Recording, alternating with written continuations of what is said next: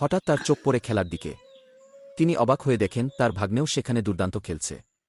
ভাগ্নের এমন নিপুণ খেলা দেখে তিনি খুশিতে আত্মহারা হয়ে যান। তিনি আবেগ সামলাতে না পেরে দৌড়ে ভাগ্নের কাছে যান এবং জিজ্ঞেস করেন, তুই এত সুন্দর খেলা শিখলি কোথায়? ভাগ্নে হাসি মুখে উত্তর দেয়, মামা, গতকাল তো তোমার খেলাই দেখছিলাম, ওখান থেকেই তো সব শিখে নিয়েছি। ভাগ্নের কথা শুনে মামা অনেক আনন্দিত হন।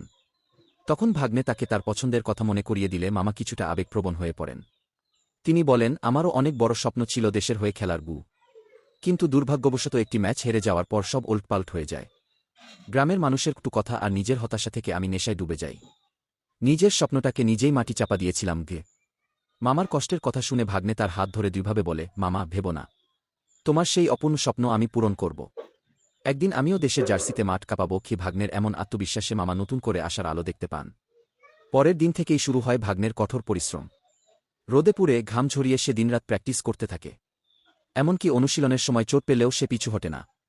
দেশের মান উজ্জ্বল করার জন্য তার এই জেদ আর পরিশ্রম সত্যি অতুলনীয়। বন্ধুরা, ভাগ্নের এই অদম্য যাত্রার পরবর্তী অংশ দেখতে আমাদের চ্যানেলটি